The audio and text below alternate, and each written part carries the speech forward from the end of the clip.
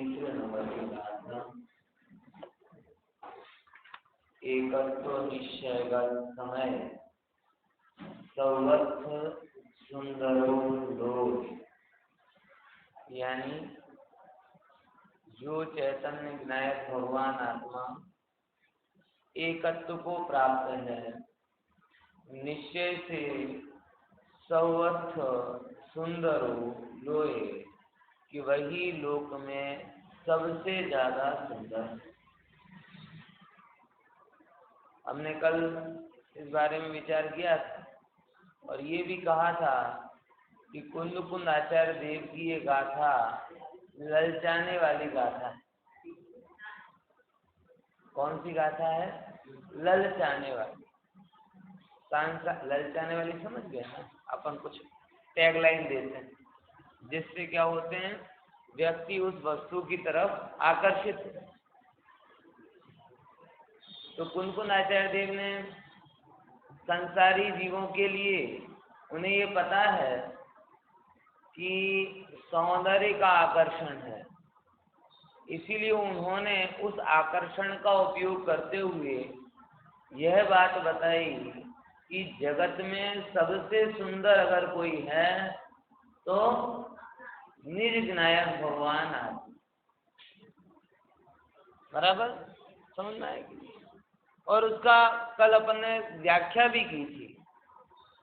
कल थोड़ी सुंदरता को समझने की कोशिश भी की थी कि जिसे हम सौंदर्य बोध कहते हैं, वो या तो दूसरे का विचार मात्र है या अंदर का विकार मात्र है। पॉइंट समझ में आया कि नहीं आया? समझे कि नहीं समझे? दूसरे का मतलब जो जिन लोगों ने हमारे सोच को जबरदस्त प्रभावित किया, उन लोगों ने सुंदरता की कुछ परिभाषाएं बनाई। बराबर। और लोगों के दिमाग में वो बातें डालना चालू किया कि ऐसा सुंदरता होती है, ऐसी सुंदरता होती है। और हमने अंधे बनकर उन विदेशी लोगों की परिभाषाओं को स्वीकार कर लिया। समझ में आ रहा है कि नहीं आ रहा? नहीं तो जब से ये पाश्चात्य लोगों का प्रभाव चालू नहीं हुआ था, हर एक व्यक्ति अपने अपने अनुसार, अपने अपने क्षेत्र के अनुसार सुंदरता को समझता था, तो उसमें सहजता रहती। अब जैसे नीग्रो नस्ल है, उसकी नाक बड़ी बड़ी है और आपने अगर सुंदरता की परिभाषा में छोटी नाक बना दी तो वो तो जिंदगी में कभी सुंदर हो ही नहीं सकता, हमेशा के लिए इंफीरियरिटी कॉम्प्लेक्स आ जाएगा। बात समझ में आई? कोई ऐसा देश जहाँ पे श्याम वर्णी लोग ज्यादा होते, अगर आपने उसमें सुंदरता की परिभाषा वहां पे भी फेयर एंड लवली का एडवाइस वो कर दिया, इसीलिए फेयर एंड लवली का नाम इनको बदलना पड़ा। ये कोई जानबूझ के नहीं बदला, वो आजकल नाम बदल गया, उसका नाम ग्लो एंड लवली हो गया।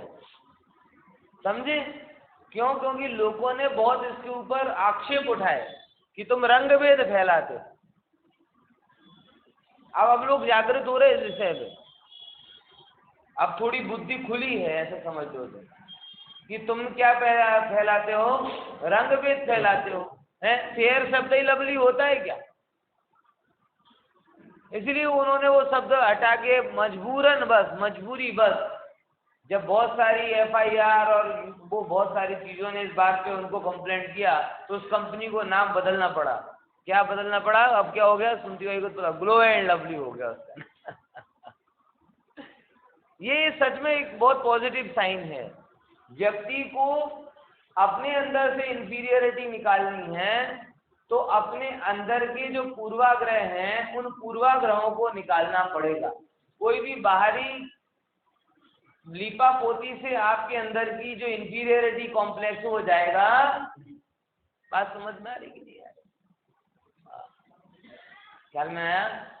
इसीलिए सबसे पहले हम समझें व्यवस्थित। कल मैंने काफी इसका बोध किया, बताया था आपको कि भारतीय संस्कृति में ऐसा था ही नहीं है पूरी भारतीय संस्कृति में कभी वर्ण भेद से बात ही नहीं कही। और सबसे बड़ा एग्जाम्पल तो उसमें अपने 24 तीर्थंकर, 24 के 24 तीर्थंकर में सब प्रकार के रंग वर्ण वाले हैं। इसका मतलब क्या है कि हमें सब एक से स्वीकार हैं। और गजब बताऊं तो 500 धनुष वाले भी और 3.5 हाथ वाले भी। समझ आए कि नहीं है?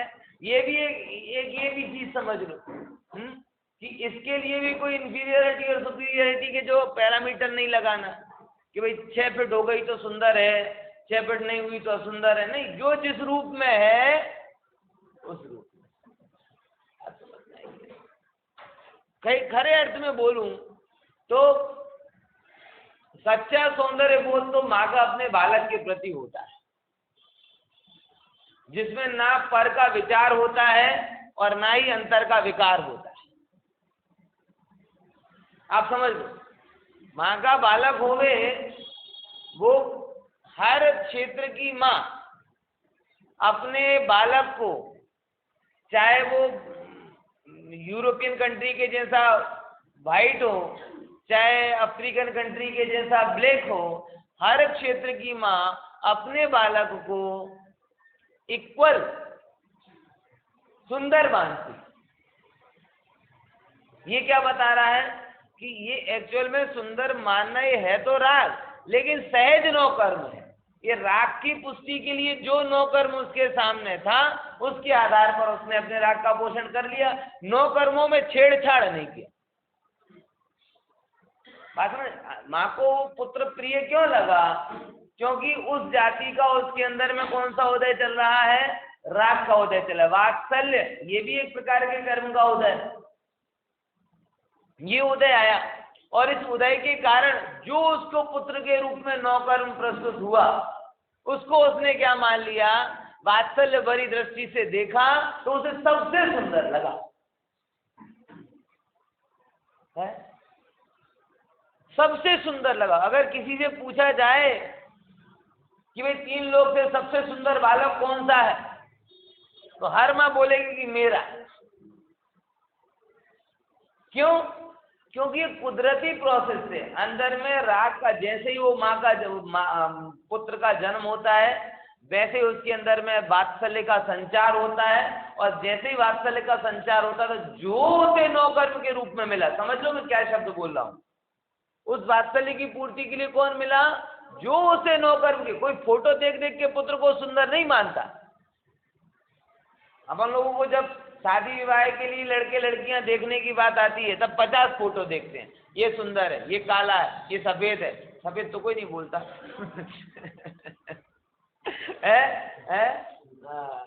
बराबर, ये ऐसा है, ये वैसा है, फलाना, ऐसे कर करके आप सिलेक्ट करो।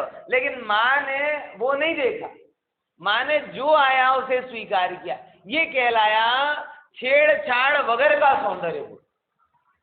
ठीक है, अंदर में राग भाव हुआ, राग भाव के कारण जो उस समय नौकर्म उपस्थित थे उसे सुंदर मान लिया। इसमें ना पर का विकार है, ना ही अंदर का विकार है, और ना ही पर का कोई विचार, पर के द्वारा अपनाई हुई कोई परिभाषा नहीं। बात समझ में आई कि नहीं आई? है वो भी राग भाव, वो कोई ऐसा नहीं कि धर्म है, लेकिन वो कैसा है? सहज है। इसमें कोई माल फंक्शनिंग नहीं है, इसमें कोई घालमेल नहीं है। तो पहले जो भी जीव था, पहले व्यक्ति, उनका अधिकतर इस प्रकार का चलता था कि भाई अंदर में राग भाव उदय होता है और उस समय जो भी नौकर्म के रूप में होता था उसे स्वीकार कर लेते थे। तो उनके अंदर में कोई ऐसा इंफीरियरिटी और सुपीरियरिटी, सुंदरता और असुंदरता को लेकर नहीं आता था। आज आप इस बात को गहराई से समझ लो। जितने आप पार्लर वालर के चक्कर लगा रहे हो उतने अंदर से कमजोर, क्योंकि उसमें एक बहुत मूलभूत बात का अस्वीकार है कि मैं जो हूं सो बढ़िया। वो अंदर की, अब आप कितने भी साधन अपनाओगे, अंदर से अगर आप कमजोर हो गए तो बाहर से कैसे मजबूत हो पाओगे? अंदर में आपने ये मान ही लिया कि, और जितने साधन बढ़ते जा रहे हैं उतनी समस्या बढ़ती जा रही है। क्योंकि जितने साधन से वो और अप्रोप्रिएट परिभाषा होती जा रही है, ऐसा ही करना है, ऐसा ही करना है, ऐसा ही होना चाहिए, और उसमें जरा सा भी छेड़छाड़ होता है तो फिर घबराहट हो जाती है। कमर बढ़ जाए, झाइयाँ आ जाए, ये हो जाए, वो हो जाए, जरा सा भी फेरफार होता है, इसका सब समय सार एक तरफ चला जाता है, नहीं आता याद, फिर समय सार ये परद्रव्य याद नहीं आता। इसीलिए आप लोगों से बहुत निवेदन है, माताओं बहनों से भी है, भाइयों से भी है, कि सुंदरता के बोध को आप समझो। जो अपन कहते हैं ना कि वो बहुत सही बात है, लेकिन लोग आइडियल समझते हैं कि भाई सुंदरता तो आपकी दृष्टि में होती है, ये कुदरती व्यवस्था। जब आपके अंदर में प्रशस्तता होती है, विकार नहीं होते हैं, तो आपको सारा जगत सुंदर दिखाई देता है। सच बता रहा हूं, जिसने आत्मा को सुंदर देख लिया वो ही सारे जगत को सुंदर देख पाएगा। क्योंकि उसे क्या लगेगा कि आत्मा सुंदर है तो जगत में जो कोई भी दिखाई दे रहा है वो भी तो आत्मा ही है, वो कहाँ की अनात्मा है। और जैसे मैं मेरे लिए सुंदर हूं ऐसे तो एक बड़ा ही तनाव रहित, कॉम्प्लेक्स रहित एक सहज जीवन आपका होगा, जो है जैसा है उस रूप में सुंदर। और उसमें भी सबसे सुंदर कौन है? मैं। क्यों? आत्मा એટલે कोई पर की बात, तो उड़ती चिड़िया का नाम आत्मा थोड़ी, आत्मा એટલે मैं। तो सबसे सुंदर कौन हूं? मैं। तो वो अहंकार के लिए नहीं है, वो अनुभव के लिए। जगत में जो भी आप सुंदरता को लेकर समझते हो वो अहंकार के लिए हो जाता है। बातों बातों नहीं चलता। પેલો રૂપાળો હોય તો શું સમજશે? પોતાની યાદ બહુ મોટું સમજે છે, પેલી રૂપાળી है तो શું સમજે? એટલે એ બધું શું થઈ ગયું? रूप ने अहंकार का साधन, पर्सनालिटी को अहंकार का साधन। अहंकार और एक कसाई अकेली नहीं आती, ध्यान रखना। कसायों में बड़ी मैत्री है, संप है। एक आएगी तो पूरे कुटुंब को लेकर आ जाएंगे। आपने अगर अपने रूप को मान का साधन माना, कोई उसकी वैल्यू नहीं करेगा, तुरंत क्रोध आ जाएगा, है बराबर। वो कैसे 2 घंटे पार्लर में बिता के आओगे फिर भी कहोगे कि जल्दी जल्दी में तैयार ही नहीं हो पाए। और कितनी जल्दी? 2 घंटे, मतलब ये कपट आ गया। लोभ के लिए आप उसका प्रयोग करोगे और विकार तो अंदर में पड़ा ही हुआ। दुर्भाग्य से जो भी हमारी सुंदरता की परिभाषा है, मैं बार बार 2 शब्द बोल रहा हूं जो बहुत गहराई से बोल रहा हूं, या तो वो पर के विचारों से प्रभावित है या अंदर के विकारों से प्रभावित है। बहुत गहराई से 2 शब्द समझ लेना। क्या बोला? जो भी हमारे सुंदरता की परिभाषा है अथवा सौंदर्य का आकर्षण, वो 2 चीजों से जबरदस्त प्रभावित है। कौन कौन सी 2 चीजों से? या तो पर के विचार या अंतर के विकार। दोनों ठीक नहीं। भक्तामृत सूरत का 12वें नंबर का छंद क्या है? अद्भुत छंद। देखो जिसको साथ में आता है बोले, नहीं तो मैं बोलता हूँ। यही शांत राग रुच भी परमाणु भी स्वम निर्मापितत्र भुवनैक ललाम भूता तावन्त एव खलु ते प्रणवः प्रथिव्या यते समानमपरं नहि रूपमस्ति।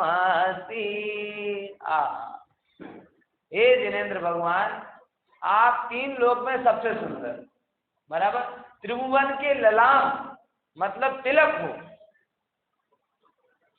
बराबर यही। और आपकी सुंदरता की सबसे बड़ी खूबी क्या है कि जगत में सौंदर्य विकार का कारण माना जाता है, लेकिन आपका जो रूप है शांत रस से भरा हुआ, सबके विकारों का शामक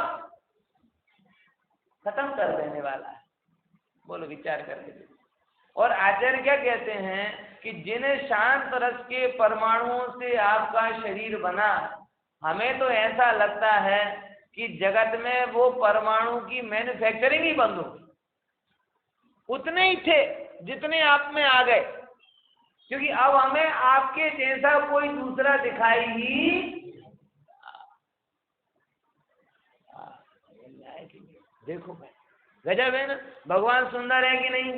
बोले नहीं है। तो शांति देने वाले की विकार देने वाले? बोले शांति देने वाले। यानी सौंदर्य की सच्ची समझ हो तो शांति होगी।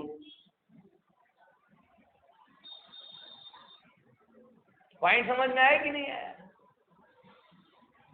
असौंदर्य किसी को अपेक्षित नहीं होता, लेकिन समस्या ये है कि आपने सौंदर्य को और विकार को एक में कर दिया। पॉइंट समझ में आया कि नहीं आया? ये दो चीजों को अलग अलग समझो व्यवस्थित। तो आप देखो, बहुत छोटी सी बात है, आप मंदिर आते हो, समझ प्रकाश जी भाई सब कई बार एक बात कहते हैं ना, चप्पल जूते यहाँ वहाँ उतरे रहते हैं, एक उसकी फोटो निकालो और एक सबके व्यवस्थित लाइन से चप्पल जूते जमे हो, उसकी फोटो निकालो, कौन सा अच्छा लगता है? अब इसमें कहाँ कोई विकार की बात है? सबको अच्छा लगता है, अच्छा होनी चाहिए व्यवस्थित हो। बैठे हो यहाँ पे, आप ऐसे करके आगे पीछे बैठो, वो अच्छा लगता है कि एक लाइन में बैठो वो अच्छा लगता है? एक लाइन बैठो अच्छा लगता है। मतलब सुंदरता कोई ऐसी चीज नहीं है कि केवल रूप में ही बस गई। सुंदरता एक कला है, जो भी चीज है उसको बेहतर के रूप में प्रस्तुत करो जिससे वो क्या हो कि रमणीक लगे। इसका ये मतलब नहीं है कि उसका हर जगह आप विकार के लेकर आ जाओ। हमने दोनों को बहुत एक में एक माना दिया है, और इसीलिए हमारे अंदर में वो चीज कुदरती जो वस्तु थी, साहजिक जो वस्तु थी, वो कन्वर्ट होकर मात्र विकार के रूप में ही परिणमित हो। इसी के कारण ये इतनी ज्यादा समस्या है। बराबर कह रहे हैं। माँ अपने आप को माँ के रूप में देखे तो उसे पता चलेगा मैं तो स्वभाव से माँ में ही सुंदरता छिपी हुई है, तो फिर उसे कोई और दूसरी चीज करने की जरूरत ही ना पड़े। मैं जो हूं उस रूप में सुंदर हूं, ये और चीज की जरूरत क्यों पड़ती है? वो अलग समस्या। पुरुष जो है हर चीज को जिस रूप में स्वीकार करे तो उसे कोई समस्या नहीं। मतलब आप अंदर से सुंदर बनो। बराबर कैसे बनो? अंदर से सुंदर बनो। स्वभाव से तो आप सुंदर हो ही, क्या शब्द बोल रहा हूं, स्वभाव से तो आप सुंदर हो ही, क्योंकि यहाँ बोला है तीन लोक में सबसे ज्यादा सुंदर कौन है? बोले ज्ञायक भगवान आत्मा। और ऐसा ज्ञायक भगवान आत्मा कौन है? बोले मैं स्वयं हूँ। यानी स्वभाव से तो आप सुंदर हो ही, और परिणति में भी जब आप शांत हो जाओगे तो सुंदर हो जाओ। और वो सुंदरता सत्य की स्वीकृति से शिवम यानी मोक्ष को देने वाली होगी, तब जाके आपकी सत्यम जो एक आता है ना, सत्यम शिवम सुंदर, ये एक्चुअली उपनिषद का शब्द है, ये कोई ऐसा नहीं है, ये उपनिषद का शब्द है सत्यम शिवम सुंदरम। वो कोई पिक्चर से संबंधित नहीं है, वो वहां से उठाया है उन्होंने। कितना सुंदर परिभाषा। अंदर से शांत हो जाते हो, अंदर से शांत हो, सत्य की स्वीकृति से शिवम यानी मोक्ष के लिए जो आपकी परिणति व्यक्त होती है उसका नाम सुंदर। फिर से क्या बोला? सत्य की स्वीकृति से शिवम मतलब मोक्ष के लिए जो आपकी परिणति व्यक्त होती है, स्वाभाविक परिणति, उसका नाम क्या है? वो तेरी पर्याय का सुंदर। द्रव्य तो अनादि काल से सुंदर है ही, पर्याय बोले पर्याय भी द्रव्य स्वभाव की स्वीकृति से सुंदर में सुंदर हो जाती है। बोले शरीर वो तो गंदा है ना, अशुचि है ना, मल मूत्र से भरा हुआ है ना। आचार्य कहते हैं एक मिनट सुनो। हम क्यों सुने? आपने तो जुगुप्सा ये अशुचि भावना हमें ऐसा पढ़ाया है। कि शरीर गंदा है, पल रुधिर रात मत थैली, की कस बसा दिते मैली, नवद्वार बहे गिनकारी, असी दे करे गिन। यानी शरीर तो असुंदर है ना? नहीं, टोडरमल जी साहब ने ये तरीके को ऊपरी उपाय बोला है।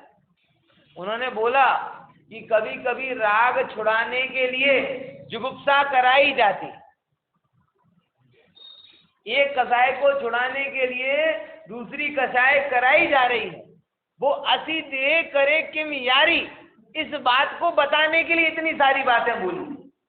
अगर आपका देह के प्रति मैत्री का भाव नहीं है तो देह भी अपने रूप में सुंदर। पॉइंट समझ में आया कि नहीं आया? क्या बोला? फिर से इस बात को गहराई समझो। एक कसाई को छुड़ाने के लिए दूसरी कसाई कराना ये राजमार्ग नहीं है, ये राजमार्ग नहीं है। लेकिन समस्या क्या है कि हमारा शरीर के प्रति इतना बेहद हद वगैरह का आकर्षण है कि शरीर का वो ब्राइट फेस ही हमें दिखाई देता है, इसके पीछे छिपा हुआ जो मल का भंडार है वो दिखाई नहीं देता। और इसी के कारण इसकी चाकाचौंध में इतने लगे रहते हैं जो इसका कुदरती स्वरूप है वो ख्याल में नहीं आता। तो जितने भी 12 भावना लिखने वाले हैं उन्होंने मात्र और मात्र इसके लिए कि तुम इस शरीर के दूसरे पक्ष को भी देखो। ये जरा 1 इंच के छठे भाग बराबर जो तुम्हारी सुंदरता की परिभाषा है वो इसका वास्तविक स्वरूप नहीं है।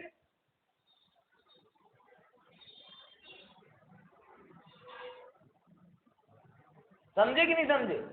एक और सुंदर वो है कि beauty lies in the 6 parts of inch, 6वें भाग बराबर सुंदरता है आपकी, जिससे आप गिनते हो। आप 1 इंच का टुकड़ा लो, उसके 6 उतनी आपकी सुंदरता। जरा सा ये निकला जाए ना पर वो पोपड़ा समझे कि नहीं समझे? तो क्या हालत होगी? इसीलिए उस पक्ष को बताने के लिए सारे वैराग्य बाधक भाव लोगों ने 12 भावनाओं में शरीर को अशुचि बताया। लेकिन टोडरमल जी साहब यहाँ कहते हैं 8वें अध्याय में वैरागी के कथन की शैली में कि एक कसाय को छुड़ा के दूसरी कसाय करवाना योग्य नहीं, लेकिन तो भी करवाई है। तो क्यों? क्योंकि उसके बिना हमारा इसके प्रति राग हटता नहीं। अगर इसके प्रति राग हट जाए, असी दे करे किम यारी, ये बात अंदर से बैठ जाए तो कोई जुगुप्सा की जरूरत नहीं। वो उसमें है, मैं उसमें हूं, उसका एक अरे यहां तक कहूं, ओ हो मल का एक परमाणु भी अपने अपने एकत्र स्वभाव में है, तो वो भी सुंदर है। मल का परमाणु, जिसको अपने कपड़े पे लग जाए ना, धो दो, गंदा हो गया ना, उस मल का परमाणु भी है तो अपने एकत्व स्वभाव में ही ना। वो कहाँ हुआ? परमाणु से पूछो, आपने तो स्कंद परमाणुओं को देखा तो कह दिया कि मल, लेकिन उसका एक परमाणु भी है तो अपने में ही ना, तो वो भी। अब ऐसी जिसकी दृष्टि हो गई, वो सत्य को स्वीकार लिया, मोक्ष की दृष्टि हो गई, तो उसकी पर्याय भी कैसी हो गई? समस्या क्या है जो इस गाथा में बता रहे हैं कि आप हम सब एकत्व की दृष्टि से नहीं देखते। हमारी दृष्टि में मिलाना हो, हर चीज को मिला। मैं तो हमेशा कहता हूँ कि हमारी हालत तो ऐसी है कि ओरिजिनल फ्रूट जूस भी जब तक चाट मसाला नहीं डालें तब तक हमें पसंद नहीं आए। फ्रूट भी डालना है, उसका भी कुदरती रूप नहीं लेना, उसमें भी क्या करो, थोड़ी खांड हो चीज तो खांड नाखो, थोड़ा मसालो हो तो मसालो नाखो, પછી आओ नींबू नाखो, ते नाखो, એટલે हर जगह क्या करना है? मिला। तो आचार्य कह रहे ये जो मिलाने वाली वृत्ति है ना, ये बड़ी खतरनाक। कल ही मैं विचार रहा था कि मनुष्य कितना शातिर और कितना ज्यादा मिलावटी हो गया है कि सारी योनियों का मैंने विचार किया, 83,99,999, किसी ने आहार में 2 द्रव्यों को मिलाया नहीं। देखा? कभी चिड़िया या कबूतर ज्वार के साथ साथ गेहूं भी लेकर गया हो, फिर बोले 1 चम्मच ज्वार, एक चांच में ज्वार भरी हो, 1 चांच में गेहूं भरा हो, और फिर दोनों को मिलाकर खाए? है? नहीं खाई चिड़िया ने, गाय ने, बकरी, मतलब उनको कुदरती रूप में कभी दूसरे तरह की इच्छा ही नहीं होती। मैं, ये संत पुरुष है, सारे संत हैं सब एक एंगल से। इन्होंने अपने आहार के लिए अन्न की मिलावट नहीं की, जो द्रव्य आया मिलाए बिना जैसा था वैसा स्वीकार कर लिया। और हमने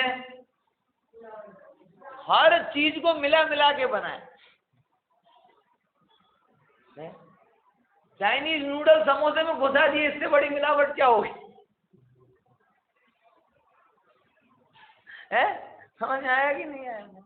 कहाँ चाइना वो समोसा नहीं जानता, और कहाँ ये तो वो इसके अंदर घुसा दिए। और ऐसी 50, अभी भी जितना फ्यूजन चलता है ना, सब किसके बेस पर चलता है? इसका इसमें मिला, उसका उसमें मिला। नहीं लगता कि ये मूल से स्वीकारने की अपने को आदत? एकत्व की स्वीकृति कहाँ कर रहे?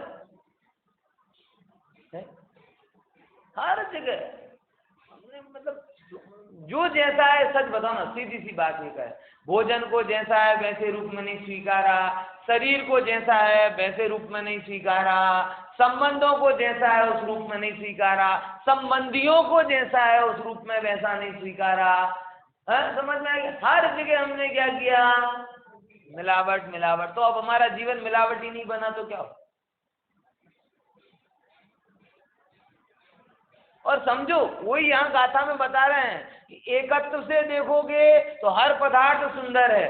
देखो, एक गाथा का अर्थ और कर देता हूँ। एयत निश्चय गदो, निश्चय से एकत्व को प्राप्त, समय मतलब आत्मा, सर्वत्र मतलब सर्वत्र सुंदरो लोए, सब जगह सुंदर है लोक में। तो प्रॉब्लम कहाँ होती है? बंद कहाँ एयते तेण विसंवादिनो होंती, कि उस एकत्व में संबंध जोड़ दिया, बंद कथा उस एकत्व का अन्य के साथ संबंध कर दिया, तेन विसंवादिनो, उससे विसंवाद होता है। क्या बोला? तुमने अपने आप को एकत्व स्वरूप को छोड़कर आत्मा माना होता, कोई समस्या नहीं थी।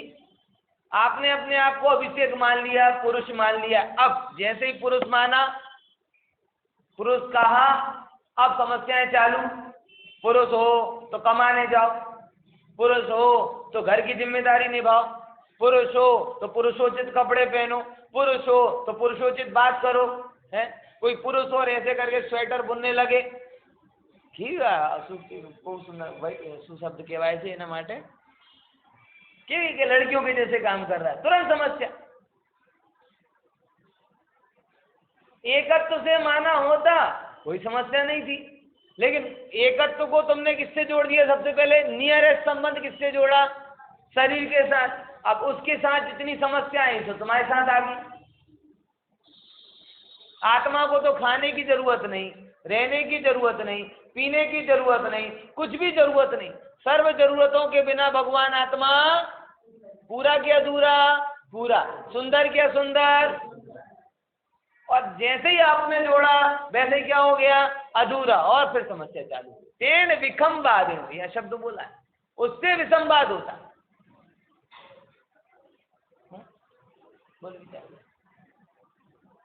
मैंने तो जोड़ी कपल होते ना, उनका झगड़ा सुना बार बार। तमने खबर છે મારો નેચર આવું છે, તું તમે એમ કેમ કરો છો? इस पे झगड़ा। તમને ખબર છે કે મારો નેચર, મને ગુસ્સો આવી જાય તો ગુસ્સો કેમ અપાવો છો? મને આ ગમતું નથી તો કેમ કરો છો? अरे भाई तू भी समझ और वो भी समझ कि तुमने एक रागादि भाव के साथ अपने आप को जोड़ लिया, और जोड़ लिया तुमने क्रोध रूपी रागादि भाव के साथ अपने को जोड़ लिया, काम रूपी रागादि भाव के साथ अपने को जोड़ लिया, मान रूपी रागादि भाव के साथ अपने को जोड़ लिया। अब जैसे ही तुमने जोड़ा और सामने उसके हिसाब से काम नहीं हुआ तो गुस्सा हो।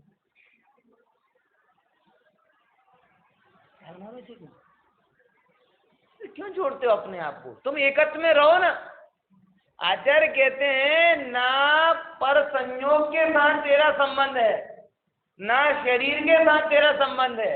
अरे सबसे गजब बात जो समय सार की है वो ये है कि पर संयोग और शरीर को लक्ष्य को लेकर जो रागादि भाव तेरे अंदर में होते हैं उनके साथ में भी तेरा संबंध नहीं है, वो तेरे चरित्र का विकार है, सौंदर्य नहीं।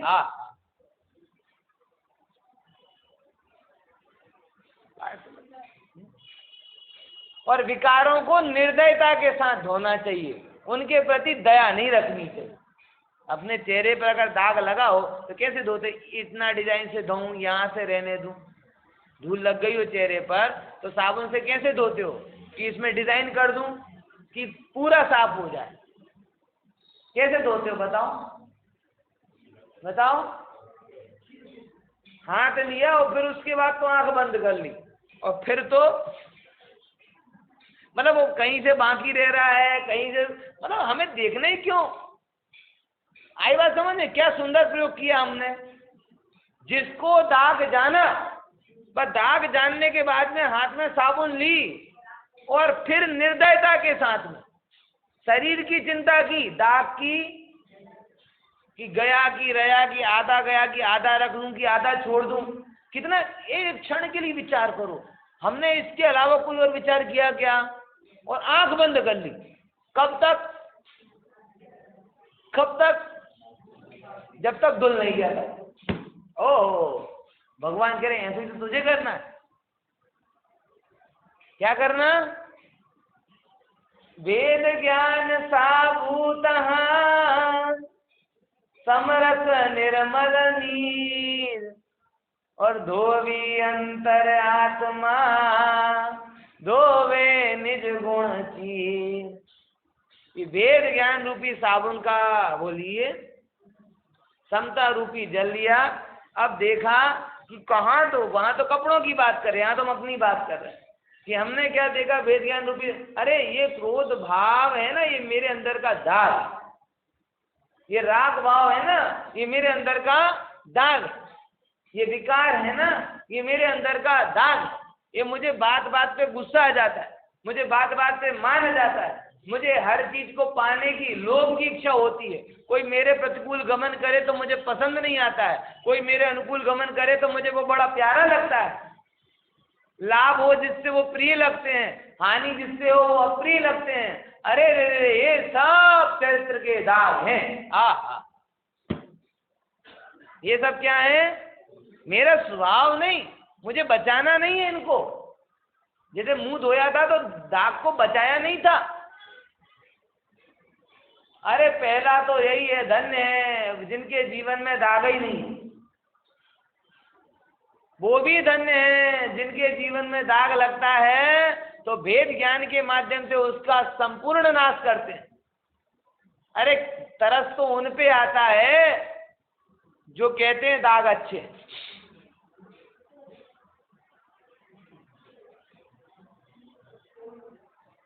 समझ में आया? किस पे तरस आता है? जो ये कहते हैं कि दाग अच्छे हैं, मतलब उन दाग को दाग जान ही नहीं रहे। तुम अपने सौंदर्य को पहचान ही नहीं रहे। क्यों जुड़े हो उन भावों के साथ में जो तुम्हारे नहीं? जब जब भी तुम उनके साथ में जुड़ोगे, एक विकार के साथ जुड़ोगे, सारे विकार कुटुंब के साथ आ जाएंगे, क्योंकि उन सब में बहुत सम। एक भी विकार के साथ में अपने आप को जोड़ लिया, चाहे क्रोध हो, चाहे मान हो, चाहे लोभ हो, चाहे मायाचारी हो, चाहे विकार हो, आप ये समझो कि वो अकेला आएगा, ऐसा नहीं है। वो अपने साथ में पूरा कुटुंब लेकर आएगा। अगर आपको विषमवाद इष्ट नहीं है तो एकत्व इष्ट होना चाहिए। समझ में आया क्या बोला? अगर आपको विसंवाद नहीं, झगड़ा नहीं करना भाई, झगड़ा नहीं करना, अरे भैया तुम मान करोगे, लोभ करोगे तो झगड़ा क्यों नहीं करोगे? मुझे इतना बता दो, लोभी क्यों नहीं झगड़ेगा? मानी क्यों नहीं झगड़ेगा? तुम क्या सोचते हो, मान को बचा ले और क्रोध को छोड़ दे? क्योंकि क्रोध से हाइपरटेंशन होता है। लोभ बचा ले और क्रोध छोड़ दे, काम बचा ले और विकार छोड़ दे। कैसे कैसे बताओ तो, उपाय तो बताओ हमें, कैसे होगा?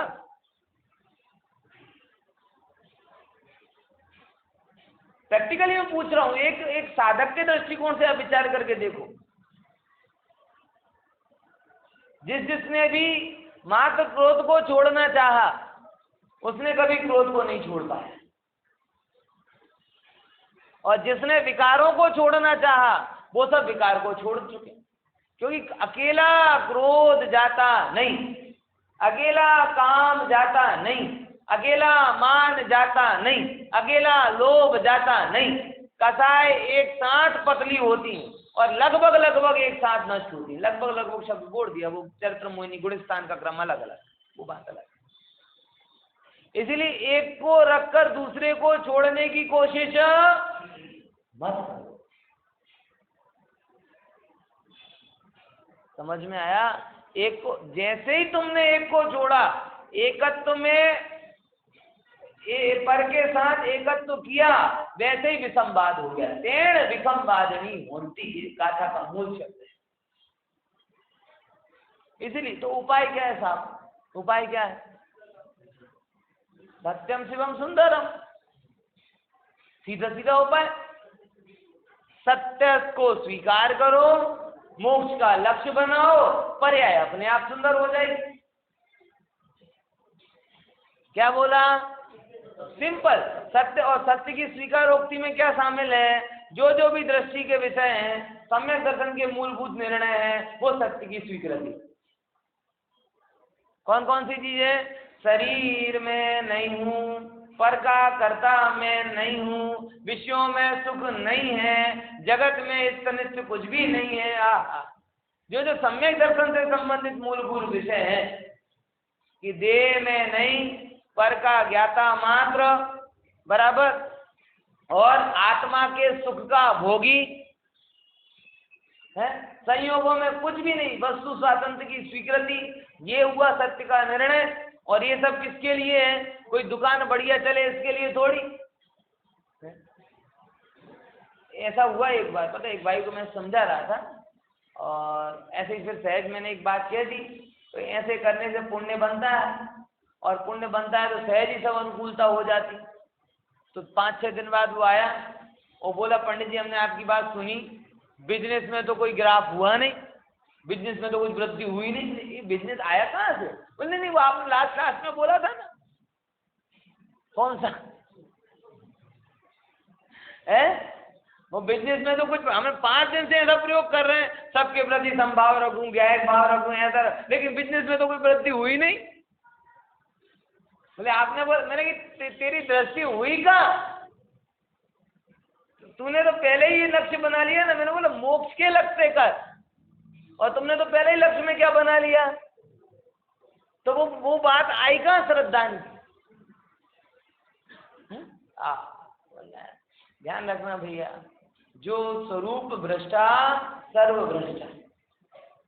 जो स्वरूप से च्युत है वो सब जगह च्युत, और जो स्वरूप में स्थापित है, समझ में आया कि नहीं? बोला है बंद कहा ये अत्ते, एकत्व में जो भी आपने संबंध जोड़ा, जितना संबंध जोड़ा, तेण मतलब उसके द्वारा क्या चालू हो जाता है? विसंवाद चालू हो जाता है। इसीलिए अब रिवर्स क्रम में अपन करें।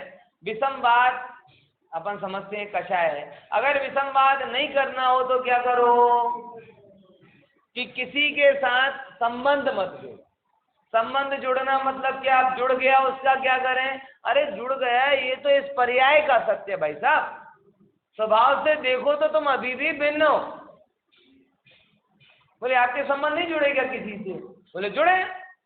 अभिषेक का परिणय हुआ, अभिषेक के संबंध बने, आत्मा का तो ना परिणय हुआ, ना आत्मा का कोई संबंध बना।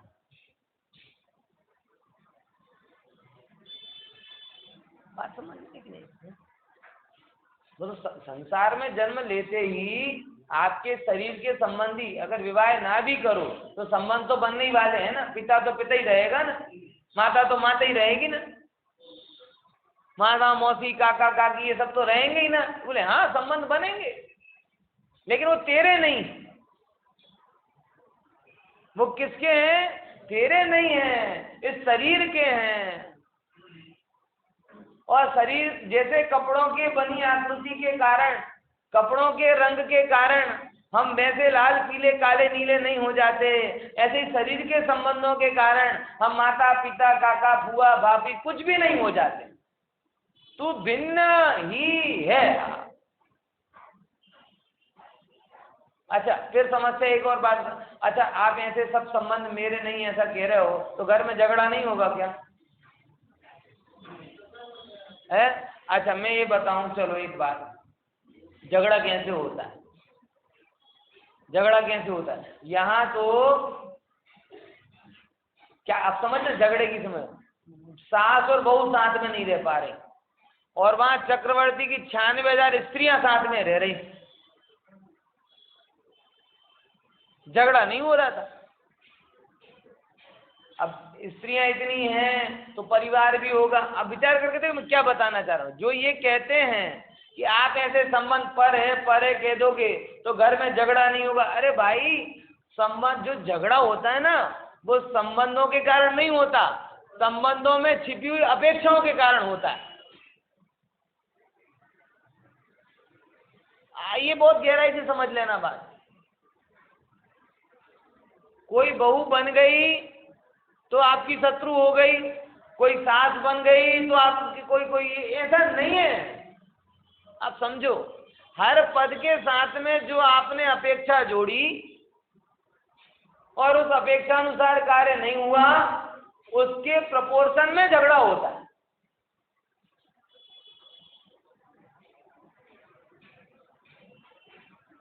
समझ में आया? हर एक की अपनी अपनी अपेक्षा है। मतलब बहुत सिंपल सी, हस्बैंड वाइफ हो, सिंपल सी अपेक्षा का द्वंद। क्या कहते हैं, पति देव दिन भर ऑफिस में कर गया, उन्हें लगता है कि घर में शांति से बैठूं, और बहन जी को क्या लगता है मैं दिन भर घर में शांति से बैठी हूं, थोड़ा बाहर घूम, झगड़ा चालू। विचार करके देखो, मतलब उसकी ये अपेक्षा है कि मैं घर में, ये अपेक्षा वहां पे ये अपेक्षा आएगी, झगड़ा चालू। उसकी अपेक्षा है कि वो इस दिन पर विजिट करे, उसकी अपेक्षा है कि यहाँ पे ये भोजन मिले, झगड़ा चालू। विषम बात का कारण कभी संबंध नहीं होते, ध्यान रखना, ये यहाँ बताना चाह रहे हैं। क्योंकि तुम्हारे क्या संबंध होंगे इसीलिए मैं बीच में चक्रवर्ती बुलाया। जनरल में लाता नहीं हूं, चक्रवर्ती को फिक्स डिपॉजिट में ही रखता हूं, तुम जाओ बढ़िया हो। लेकिन आज मैं लेकर आया, क्यों? समस्या को बताने के लिए कि तुम कहते हो संबंधों में समस्या हो जाती है, संबंधों में छिपी अपेक्षा से समस्या होती है। जिस दिन से पुत्र पैदा हुआ, माँ ने अपेक्षा रखना चालू कर दी कि ये बड़ा होगा, बराबर एक सुंदर बहू लाएगा, और वो सुंदर सी बहू क्या करेगी, रोज मेरे पैर दबाएगी। मूल में ही खोटे हो। पुत्र को देखते पिता को हर्ष किसका होता है? पुत्र को देख के नहीं होता, अपनी अपेक्षा का होता है कि मेरी बुढ़ापे की लाठी आ गई, है ना? यही ना, मतलब पुत्र को देख के हर्ष नहीं हुआ उसे हर्ष किसका हुआ कि मेरी अपेक्षा, बुढ़ापे में अगर मैं बीमार पड़ूंगा तो ये मुझे पानी पिलाएगा, ये मुझे यहाँ लेके जाएगा, इसके बेटे बेटी होंगे जो मैं बुढ़ापे में मैं इनके साथ खेलूंगा। ये सब अपेक्षा पूरी होने का आनंद उसे होता है, पुत्र को देखने का क्या कारण है?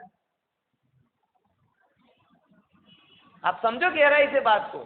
संबंधों में जो हमें हो रहा है वो सब हमारी अपेक्षा है। आचार्य कहते हैं यही विसंवाद की जड़ है। ये क्यों? क्योंकि तुमने अपने अपने को पर से जोड़ दिया। अरे भाई पुत्र ने पैदा हुआ है, अब वो अभय कुमार होगा कि कुणिक होगा ये हमें पता नहीं।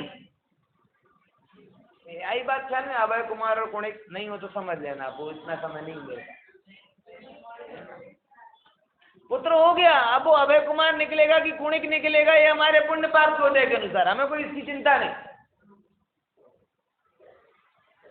ऐसे करके जो दोनों विंडो खुली रखता है उसके लिए कोई बात नहीं। अब कुणिक ही होना था तो हो गया, उसमें क्या, श्रीपाल सैनिक को हुआ तो हमारा हो गया। और मैं यहाँ भरोसा दिलाना चाहता हूँ कि सैनिक का भले ही होगा, उन्हें तो कोई समस्या होगी तो होगी, आप लोग चिंता ना करें,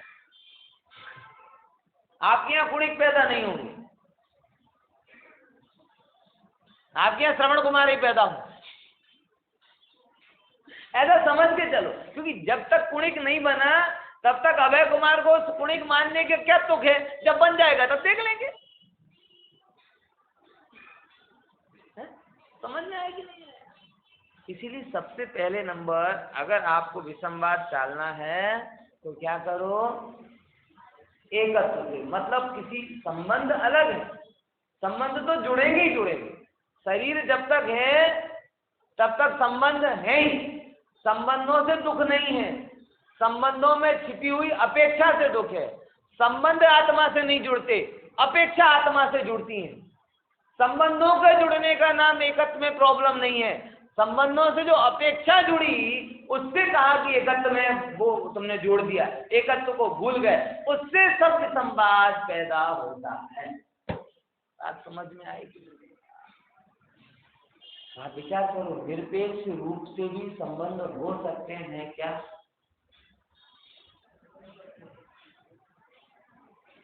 एक विचारणीय मुद्दा आपको दे रहा हूं। आप तो बहुत आइडियलिस्टिक बात करते हो पंडित जी, प्रैक्टिकल ऐसे देखो क्या हो सकता है कि निरपेक्ष रहो और संबंध हो जाए?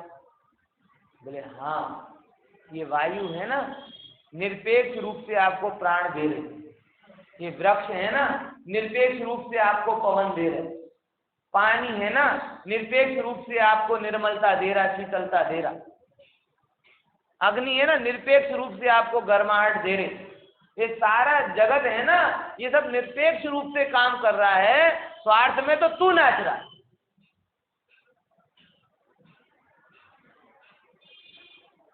फूल खिलता है किसके लिए? कोई देखे? स्वभाव में। मोर नाचते हैं स्वभाव में, पशु पक्षी चेंची चींची करते हैं, आपको अच्छा लगता है, लेकिन वो आपको अच्छा लगाने के लिए नहीं करते, फोटो पढ़ाने के लिए नहीं करते। ये स्वार्थ की जो कलंक हमारे ऊपर लग गया है, उससे सब विसंवाद खड़ा हो रहा है। तो मैं बहुत विश्वास के साथ आपसे बात कहना चाह रहा हूँ कि अगर आप निरपेक्ष भी रहें तो भी आपके संबंध बने रह सकते हैं। संबंधों में निरपेक्षता बाधक नहीं है, हाँ अपेक्षा संबंधों की मधुरता में जरूर बाधक है। इसीलिए यहाँ कुन आचार्य कहते हैं कि एकत्व की दृष्टि कर और एकत्व की दृष्टि से विसंवाद से परे चले जा, तो तुझे सर्वत्र स्वभाव की सुंदरता दिखाई